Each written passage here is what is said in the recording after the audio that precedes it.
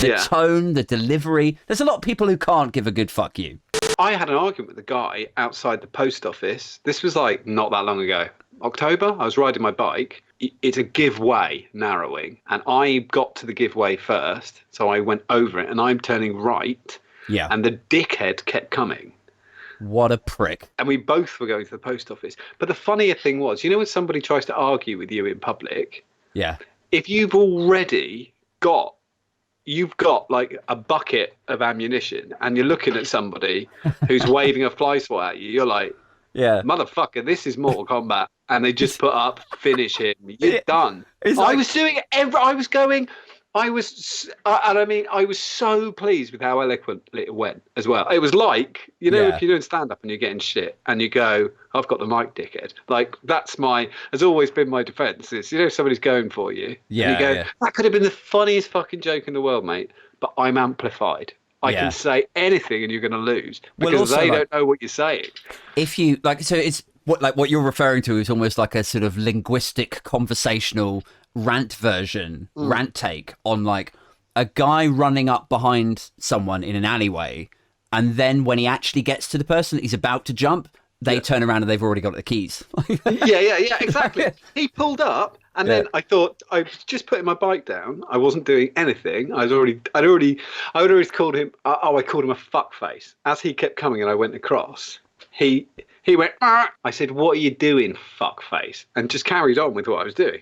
I wasn't angry. And I put my bike up, and then he pulled into the car park. He was about mid-60s, balding, driving a Land Rover. And then he put his window down, and I thought, you're a fool. How do you think this is going to go? And he went, what did you say? And I said, are you deaf as well as stupid? Sorry. I said, you're a fuckface. Like, this is the... And then I'm like... whatever's going next, I'm just going to smash it back. Let's go for it. Yeah. He said something like, do you often talk to people like that? And I said, only fuck faces. Yeah. Like, just standing in the car park. I really wanted to go, anybody want to get in? It's like, I'm going to do a 5 spot. This one fucking dude. The thing that's amusing about it is like, it's not that people get wound up. Oh, like everyone gets wound up. Yeah. And I'm sure I've driven like a maniac and pissed people off, and I'm sure that other people have driven like maniacs and pissed me off also. But the thing that gets me is when in their mind they're like, yeah, I'm going to have to say something. Like, how do you think, like you said a minute ago, how do you think this is going to go? Like what level of delusion and ego is there floating around in that noggin? If a guy on a push bike calls you a fuckface with no anger, don't pull over. Like, it's a bad idea. Yeah. That's a guy with a bucket full of machine gun ammo. Stop. Fuck off. Leave it. Well, you can't win. That's the giveaway as well, isn't it? Is it if he is angry and you're calm? Like, he was absolutely furious. Like, really, really, really angry. And the other thing was, I was thinking, the double is I'd got half a foot on him, and he's 25 to 30 years older. Yeah. Well out of shape.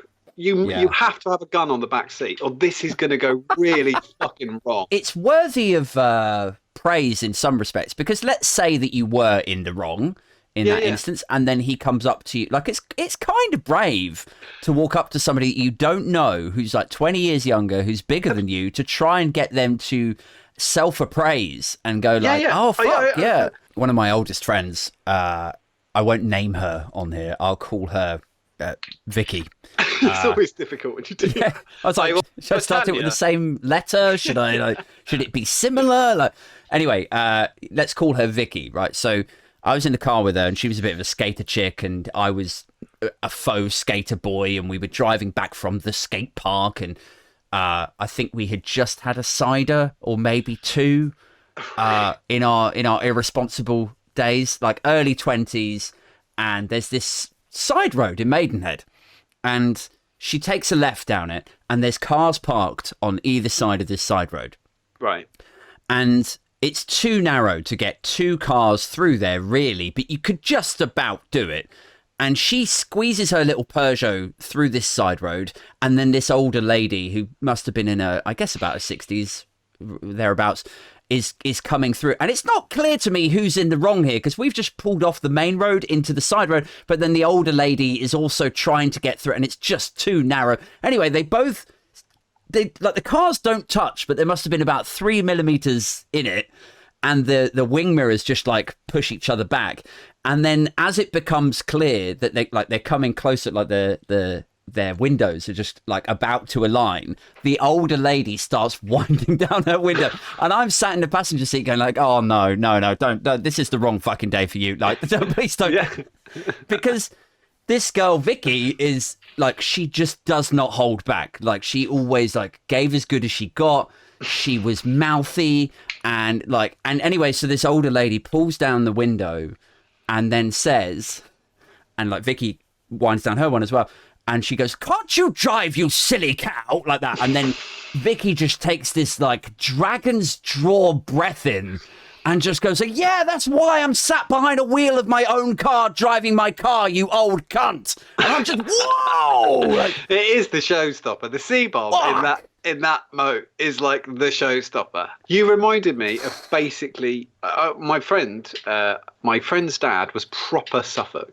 Right, he was just lovely with it, but proper Suffolk. He had, I don't know if listeners know what I'm talking about, but there's a thing quite big in the 60s, 70s in the UK called a DA haircut, which is duck's arse haircut. Oh, yeah.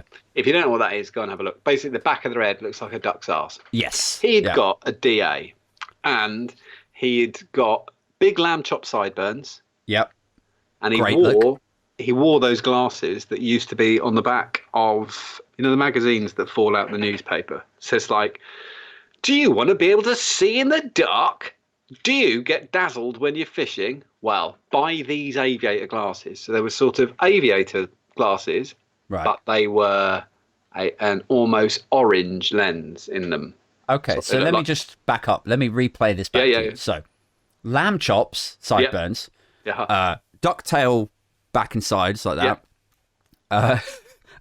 Aviator glasses with orange lenses. Yeah. Okay. Cool. Right. I'm getting a sort of porn star sort of vibe in my head, but fine. But do continue. But I'm really crap at a Suffolk accent, which is quite terrible because I've lived here for 30 years. But he kind of talked like that. But here we are. One of them. It's more Somerset. Still rubbish, but it was fine, right? His name was Len, which is the perfect fucking name if you look like that. Yeah. He looked like that. His name was Len, right? And he was salt of the earth. He was fucking awesome. And he drove a Fiat Regatta. Anyway, we were driving down a country road, and this fucking arsehole was riding his arse and then decided on a bend to overtake. went round. Len didn't blink, didn't beep, didn't do anything, right? Nothing. Didn't even go, didn't even tut. Not even a shake of the head. Just keeps driving. We keep driving down the road. About 5 miles down the road, we get to a T-junction. Nobber's still in front, and he's turning right. Len's turning left. Len pulled up next to him, leant over, no speed at all, didn't even look, still staring out the front of out the windscreen, leant over and slowly started putting the window down. He starts putting the window down. This bloke looks over, presses his button, Len's still there, like, very deliberately putting it down. And he looked straight at this guy's eyes and went, "Wanker." And then looked back out the windscreen and started slowly doing the window up. Yeah, calm. And he didn't even move, did nothing, didn't do shit, just went "wanker" and then put it straight back up again.